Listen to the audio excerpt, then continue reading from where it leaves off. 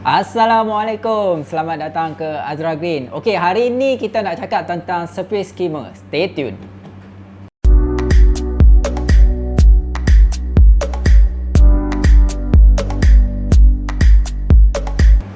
Okey, hari ini kita nak cakap tentang surface skimmer, especially Sansan atau Sunsun punya surface skimmer iaitu JY03. Kita nak unboxing, kita nak review dan kita nak compare dengan dua lagi jenis surface skimmer yang lain.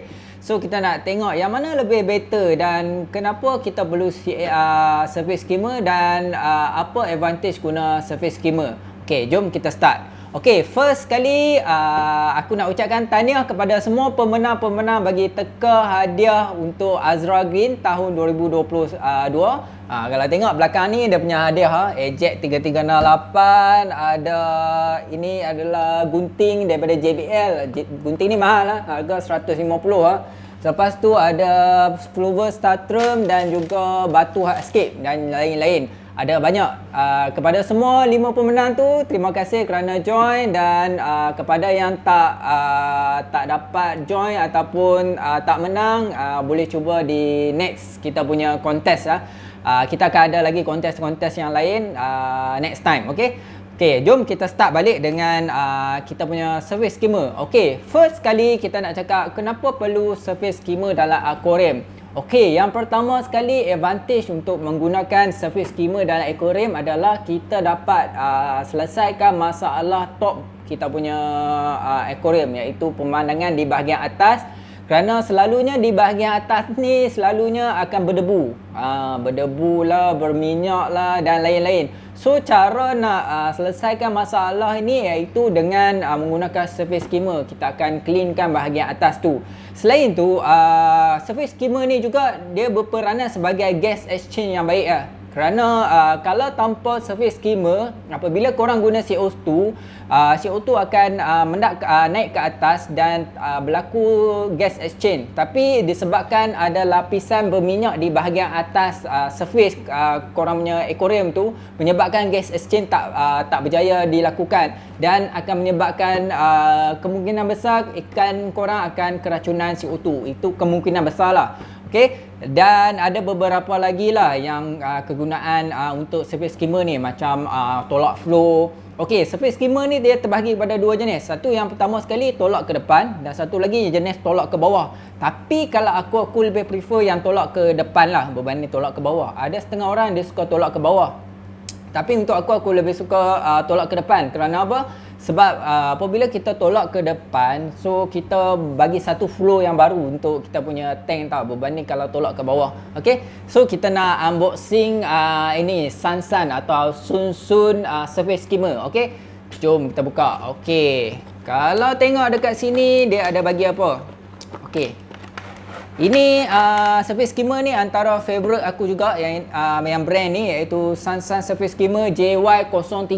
Yang ini antara favorite aku sebab satu dia senang nak maintenance, nombor dua dia besar dan pump dia pun kuat juga Okey, ini adalah dia punya surface skimmer. Kalau tengok dia punya kelemahan satu saja iaitu dia bagi kepala China. So korang kena cari konverter. Okey, ini adalah surface skimmer. Dia bagi suction cup dalam ni. Lepas tu dia bagi ini untuk letakkan di depan ni. Dan yang ini boleh letak kat sini. Okey, so kita boleh tembak oksigen lah kat dalam. Okey, dia macam tu. Dan surface skimmer ni nanti kita akan pasang dekat kawasan yang selalunya kalau aku lebih personally pasang dekat kawasan dead spot.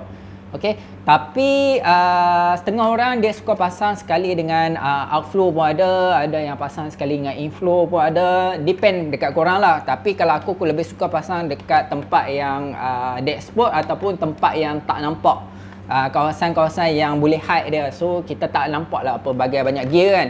Okey, lagi satu kelemahan untuk JY03 ni dia besar lah. Okey, apabila besar, tank tank kecil tak berapa nak sesuai lah. Untuk tank besar okey. Kalau untuk tank 50 cm ke atas, okey, tak ada masalah. Kalau 50 cm ke bawah tu, JY ni agak besar sikit. So korang kena pakai surface skimmer yang lain.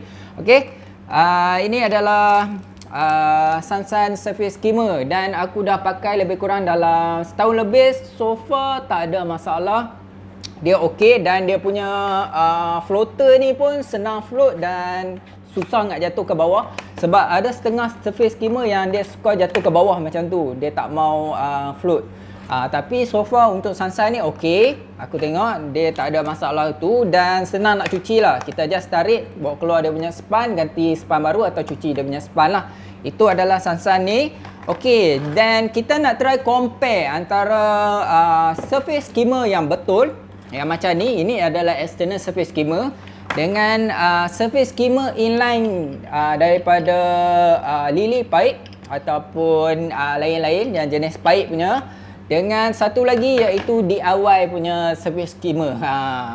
Ini DIY ni hanya di Azra saja yang buat macam tu. Okey, okey, kita cakap kelebihan menggunakan external punya surface skimmer. Okey, kelebihan yang pertama iaitu dia boleh diletakkan di mana-mana saja. Nombor 2, senang nak dicuci. Nombor 3 iaitu dia lebih dikatakan boleh kita betulkan dia punya ni, dia punya floater ni. Lebih senang nak dibetulkan dia punya floater berbanding dengan kalau jenis macam ni, inline punya macam ni, inline punya canister punya surface skimmer. Kerana apa?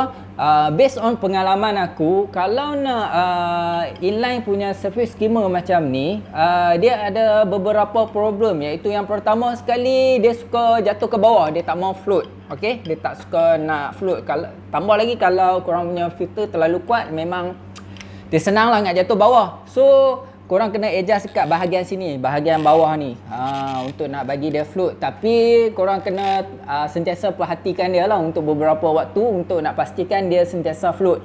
Dan nombor 2, dia selalu tersumbat. Dia akan tersumbat kat sini lah. Okay.